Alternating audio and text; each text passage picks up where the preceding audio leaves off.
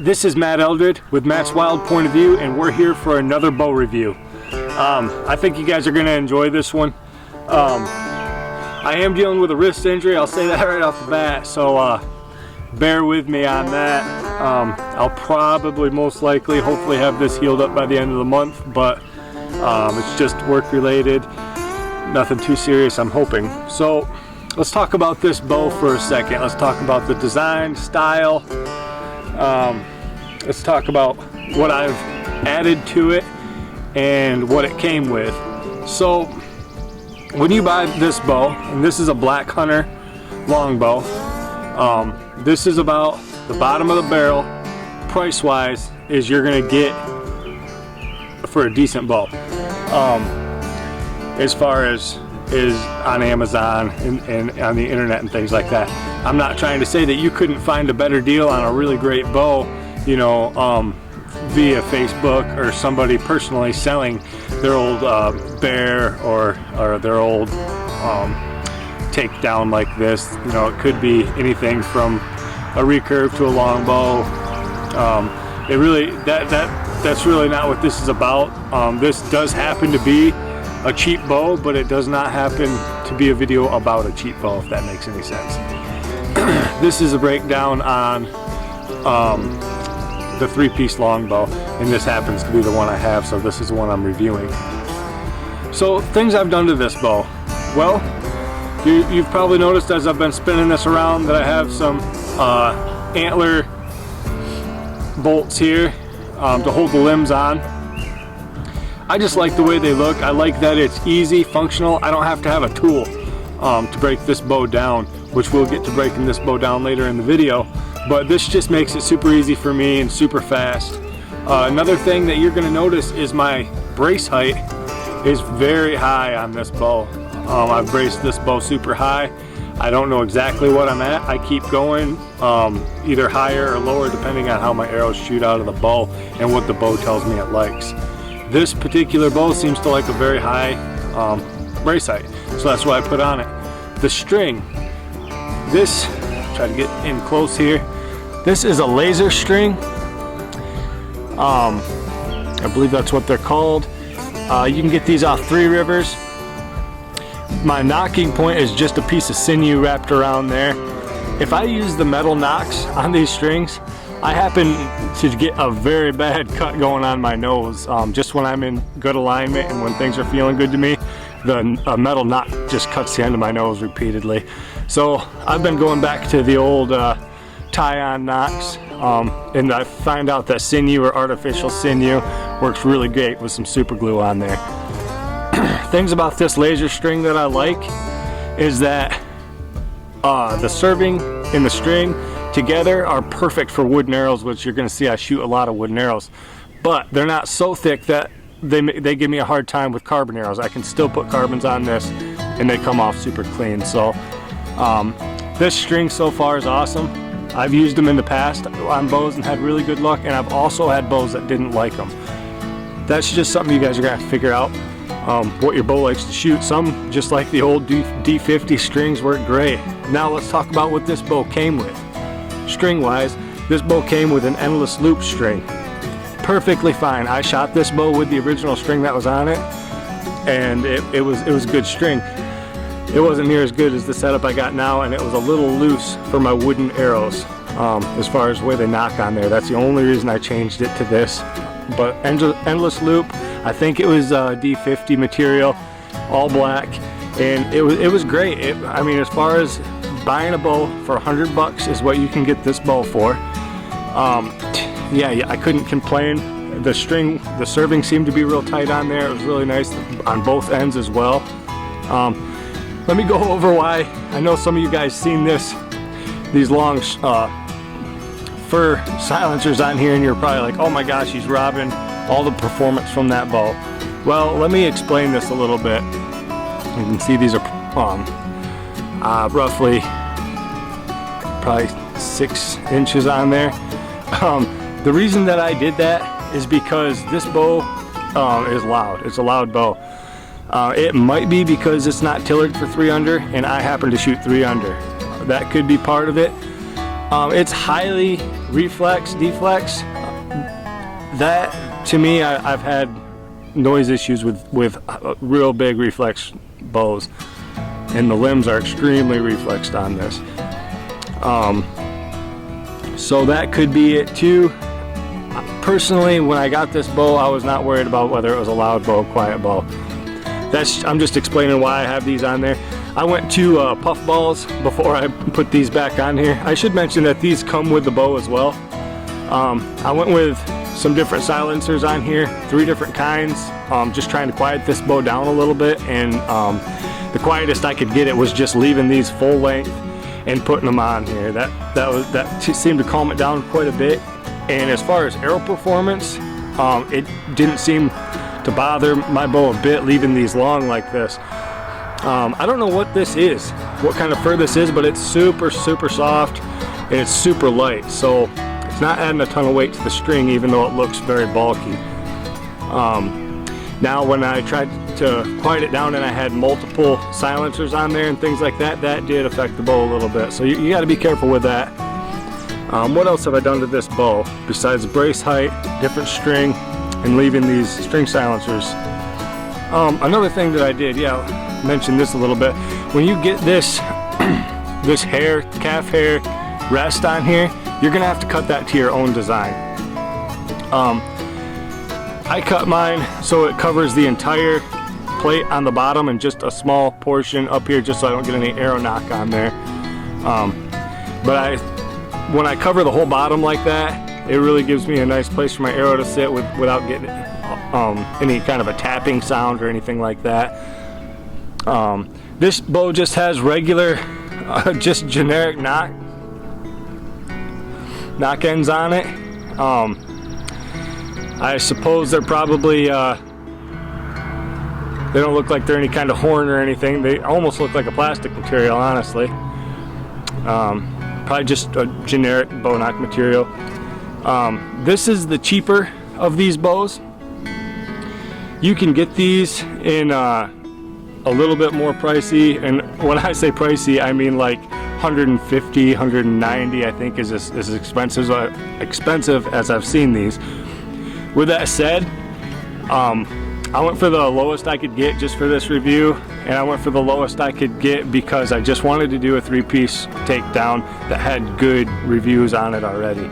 I didn't want to buy something that was junk, so I looked it up ahead of time. I looked up 3-piece takedowns that had good reviews on them, and this just happened to be the bow. Like I said before, it's not because it was a $100 bow. It's because this is what everybody's talking about right now as a really good breakdown bow. So with that being said, and I think I've pretty much went over everything except for, you're going to notice I have snake skins on this bow. I'll explain that a little bit as well. These aren't real snake skins. There was no snakes harmed in the making of this backing here. So what I did is I just got online and I found some cheap snakeskin backings, and what they happened to be was just a vinyl material that goes on the back of these. And I have to say I'm super impressed with it, and I'll definitely do it again. I'll talk about that as well. Why I would go with these again is because I have put this bow through the ringer since I got it, because I am not gonna do reviews on bows that I just get for a day or two, give you guys a review on it and either sell it, get rid of it, or send it back to the company. I'm not that guy. I have literally put this bow to use every day since I got it. So in doing that, I needed something that was going to make this a little more camouflage while I turkey hunted this year, because this is the bow I took hunting with me. So I went with these low-end cheap limb covers here, and I just went with a rattlesnake. A little better view of that. You can see I got some marring in it. I don't know if the camera's picking that up real well. Right here, there's a little bit. Down here on this limb, there's a little bit of chipping along here. Now, that's exactly why I put these on there, because it's scratching the vinyl material, but it's not hurting the bow at all. So these things work great. They're super cheap. I think I got these for 30 bucks, I think. And I might have got a deal and got double. Actually, I think I got 4 of these for 30 bucks. I think there's a sale going on. So For the money, I would definitely recommend these. Like I said, I've put this bow through the ringer, and these things have definitely did a good job protecting the limbs of this bow. But yeah, that's it for this as far as things that I've customized it with. Let's go ahead and shoot this bow. Now, last time I did a review, I was shooting at some pine cones because I think that they're a good target, and I still shoot at these all the time. I'm in a pine wood, so it makes sense. This time I originally was going to tie a tennis ball and knock that around a little bit, but just for fun, because I know you guys like to watch the archery trick shots and stuff, let's shoot at this half-eaten walnut.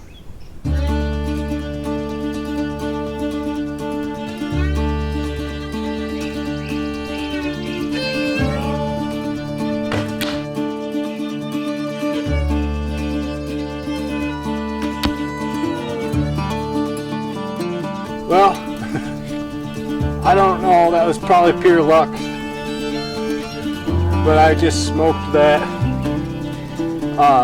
walnut on the very first shot with a wooden arrow. I guess we'll see if we can hit the string with the next deer.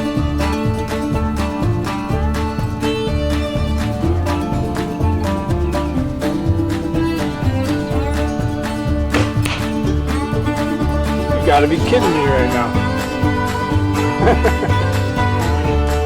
I guess it wasn't luck. I've just been practicing way too much.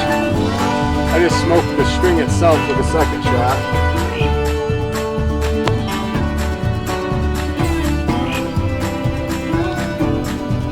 Now this arrow is actually my bad arrow, that's why I'm shooting it last, but we'll go for the string again. I just got to aim a little to the right in order to make this shot work. I think this arrow might be a little stiff. I know it's a little bent, but it's just not spined as good as the other two.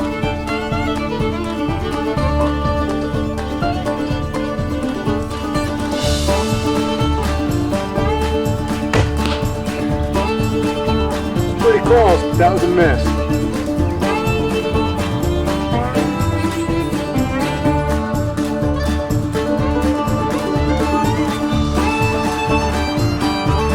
Alright guys, that is some accuracy shooting with this Blck Hunter longbow. As you can see, smoked the walnut on my first shot. My second shot, I went ahead and shot at the string. I hit that. My third shot was just a hair low. I think it probably grazed this bottom of the string. So an incredibly accurate bow. Just sweet to shoot. A walnut husk here, just to give you an idea, that's how big the arrow point is, and that's how big the walnut is. So pretty accurate shooting there with this Blck Hunter 3-piece takedown. The next thing we're going to do is we're going to shoot at something moving so I can see it good. We're going to go with this tennis ball. We're going to tie this to this string and see if we can move it around.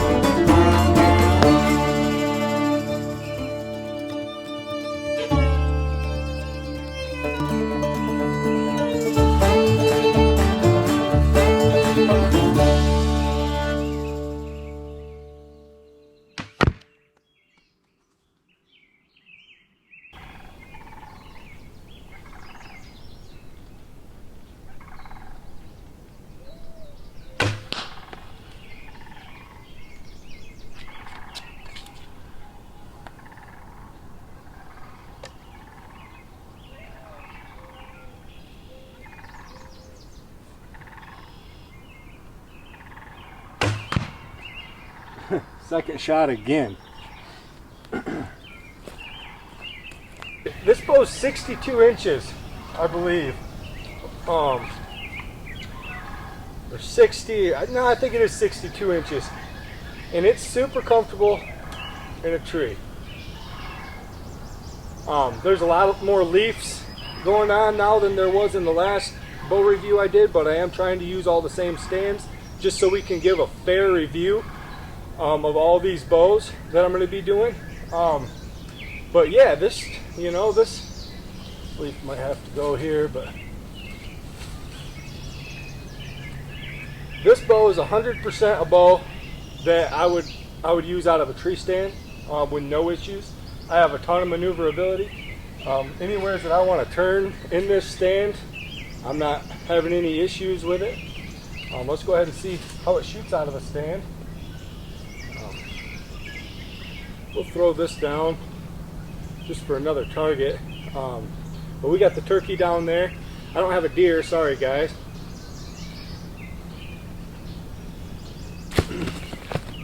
Yeah, that ain't too bad. So this is about distance that a deer might be, or a turkey, or small game if you're a small game hunter. Let's take a couple shots at these targets and see if we have any issues with this bow.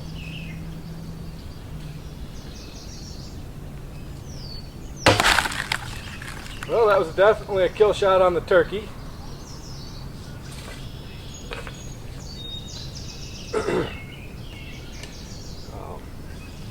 These aren't super far shots, guys. These are just your typical out, 10 yard, 12 yard. Yeah, I'd say that's within 12 yards. Distance that we all like to get these deer close to is stick bows. Oh, just smoked that, yeah. We'll go ahead and shoot at that turkey staring at us like we would never do in real life. Try not to break our arrow going through our other arrow going through it there.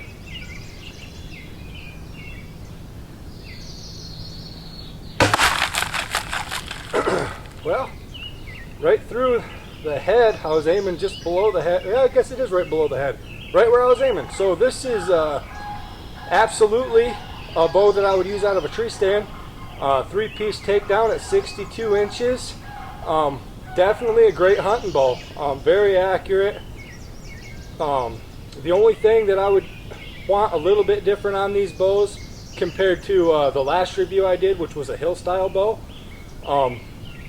The hill style bow is more of a straight limb bow, and I find them to be far more quiet than these highly reflexed bows. Just something to keep in mind.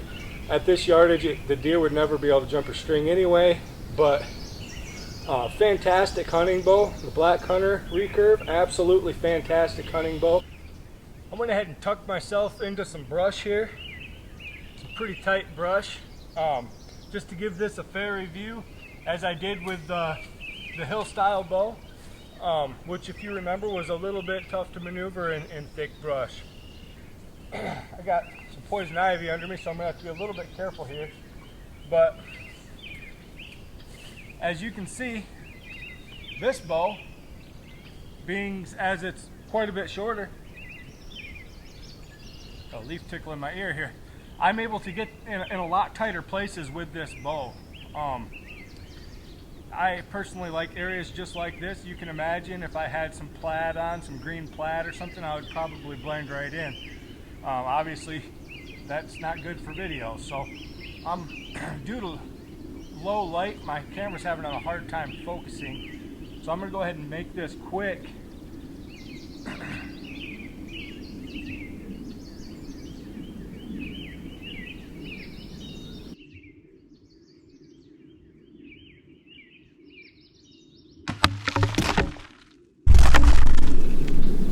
As you can see, absolutely perfect in a brush situation, in a hunting situation. If you were doing a spot and stalk on some turkeys or a whitetail, mule deer, elk, anything really, this bow would be absolutely perfect for that. It's really short, like I say.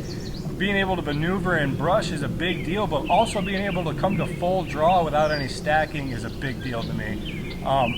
This bow, I would say, in a brushy situation, yeah, you can get away with that. It's not as short as some of the bows, like some of the old grizzly recurves and things like that, super mags and things.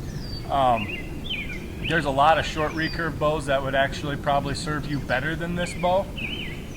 If you're willing to go to a recurve bow.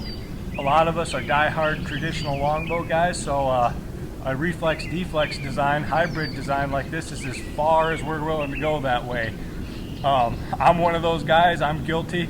You're not going to catch me with a short 58-inch recurve or anything like that. I'm a longbow guy. I might do some reviews on some recurves and I'll give them an honest review. But as far as a turkey hunting bow, you know, you're going to be in a lot of tight situations when you're trying not to be seen by those turkeys. This bow would be awesome for that. I actually used this bow all through turkey season until I ended up deciding to shoot one with a flintlock. But fantastic bow for a tight brush situation. Let's go ahead and, if I have enough light, let's try to shoot some stuff out of the air with this bow.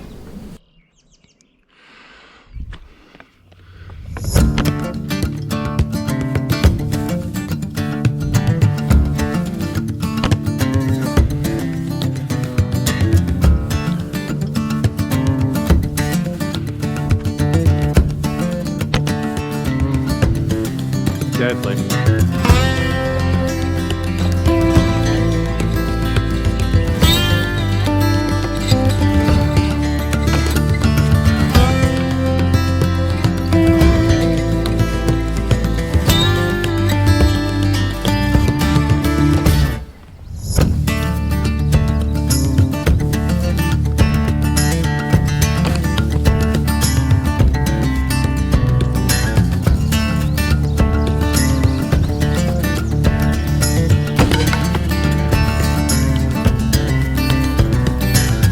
I broke my arrow.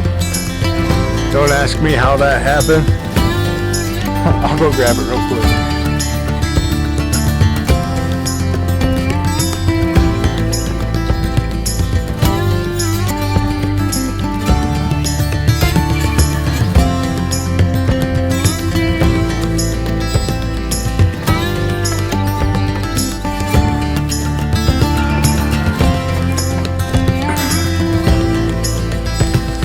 One thing about wooden arrows, guys, they just don't hold up like them carbons do. I have no clue how that foam disc broke an arrow in the air like that, but it happened.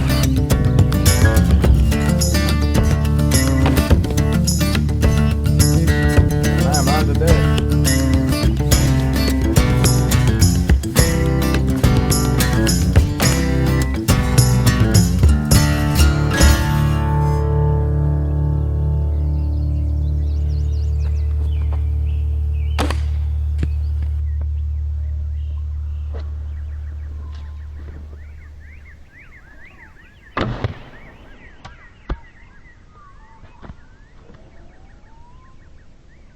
Alright guys, now that we've tested this 3-piece takedown and talked about all the good about it, let me go over some of the things I don't like about a 3-piece takedown.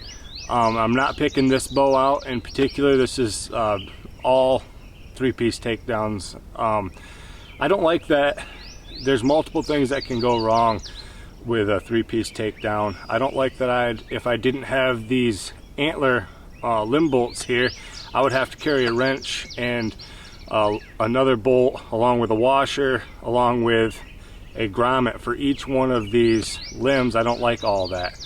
I just want to be able to string my bow and shoot it. Now, don't get me wrong, I completely understand the benefits of being able to break this down into a small package. That's totally personal preference. If you're traveling all the time, especially if you're on airplanes and things, I can see where being able to break this down into a package as long as one limb is going to be beneficial.